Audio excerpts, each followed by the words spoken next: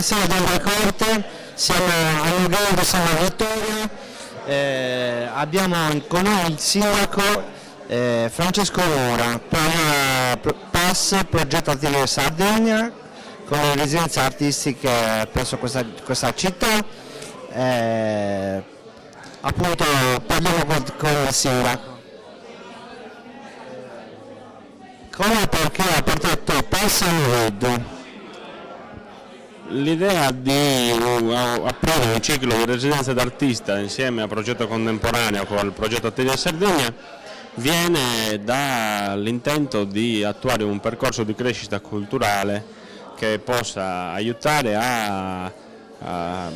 aiutare i nostri giovani ad aprire le loro menti e a vedere a quale velocità va il mondo, non troppo lontano da noi ma anche quello abbastanza lontano.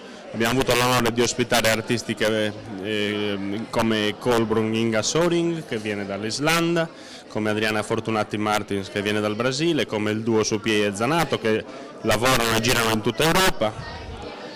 È stata un'esperienza molto costruttiva, oltre ad aver fatto conoscere il mondo dell'arte contemporanea, la stessa convivialità con cui gli artisti hanno vissuto a Nughedo. Insieme agli abitanti di Nughedo è stata di per sé l'esperienza, come si suol dire il viaggio è molto più importante della meta. Credo che sia stato molto utile ai fini del nostro percorso e credo sia molto probabile che in un futuro non troppo lontano potremo ripetere un nuovo ciclo di residenza. Come si è sviluppato PAS e quali benefici ha portato a Nughedo?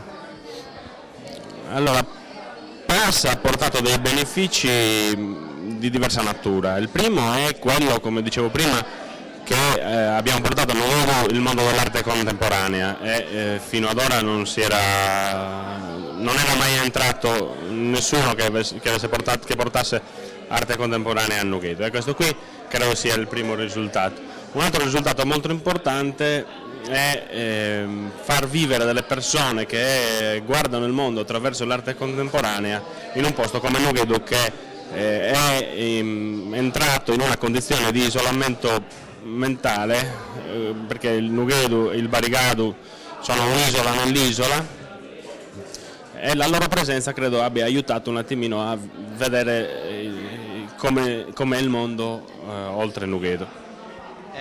È al centro Sardegna, e sviluppando anche il centro Sardegna, diciamo.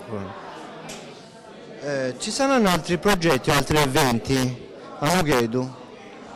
Sì, senza ombra di dubbio, altri progetti ci saranno. Noi stiamo portando avanti un progetto di scambio culturale finanziato dalla Comunità Europea, che ci ha visti protagonisti di 4 eventi di scambio culturale in Portogallo, in Spagna e in Bulgaria. Dovremmo concludere nuovamente in Bulgaria e in Spagna nella prossima primavera con i ragazzi della consulta giovanile. Le iniziative di carattere culturale non si limiteranno solo a queste qua, come ho già detto prima proporremo nuovamente un altro ciclo di residenza d'artista e poi tante altre novità che per ora non possiamo svelare, diciamo così. Grazie mille al sindaco, buonasera Don Corte.